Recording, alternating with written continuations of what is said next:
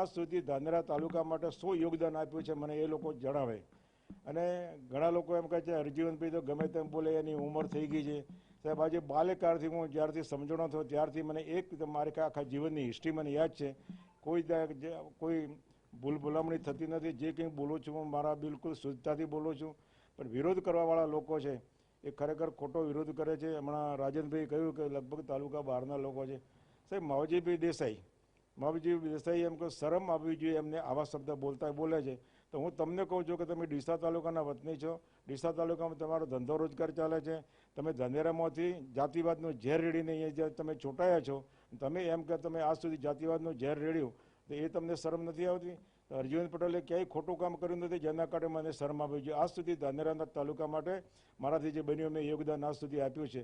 મફતલાલજી એમ કહે છે કે હું આરએસએસનો સમસહયોગ, હું જનસંઘકાળથી મેં કામ કર્યું છે.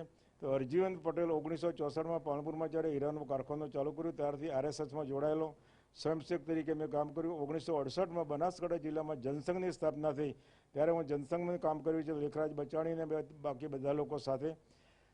અને લગભગ જિલ્લા કાર્યવાહી રીતે 8 વર્ષ તો જિલ્લા કાર્યવાહીની જવાબદારી સંભાળી છે. સરકારમાં મંત્રીમંડળમાં 4 વર્ષ કેશુબાપા જોડે મેં કામ કર્યું. 2001માં મોદી સાહેબ જ્યારે આવ્યા ત્યારે મને મંત્રીમંડળમાં ચાલુ રાખ્યો. 2002ની ચૂંટણી થઈ પછી મને 2 વર્ષ ડ્રોપ કર્યા પછી મોદી સાહેબે ફરી 3 વર્ષ મને મંત્રીમંડળમાં જવાબ આપ્યો. ટોટલ 8 વર્ષ મંત્રીમંડળમાં મેં કામ કર્યું.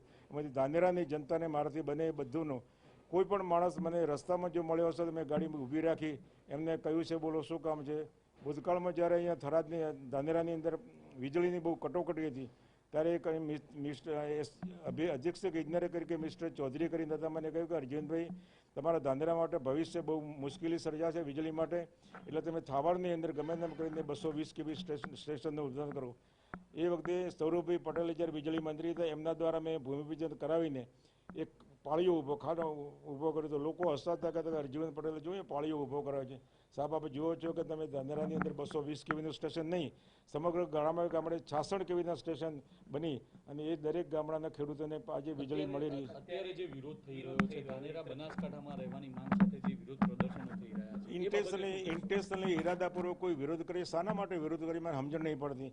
એમને કોઈ પણ કારણસર કોઈ ભવિષ્ય કોઈ અજુગતું થવાનું હોય એવું મને લાગતું હોય. બાકી હું તો માનું છું કે ધાનેરા તાલુકાની લગભગ 90% આજે પણ કહું છું કે 90% વસ્તી એ ઈચ્છે છે. એમાં ખેડૂત વર્ગ હોય, વેપારી વર્ગ હોય, દરેક ઈચ્છે છે કે અમે થરાદ તાલુકામાં જવાથી અમને ભવિષ્ય ઘણો ફાયદો થવાનો છે. એટલે શંકરભાઈ ચૌધરીને જે લોકો આક્ષેપ કરીને શંકરભાઈ ચૌધરી પર ટાર્ગેટ કરે છે.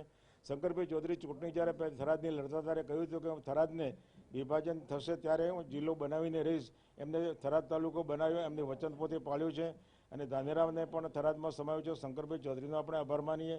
આ સરકારનો મુખ્યમંત્રી તરીકે ભૂપેન્દ્રભાઈ પટેલનો પણ આભાર માનીએ.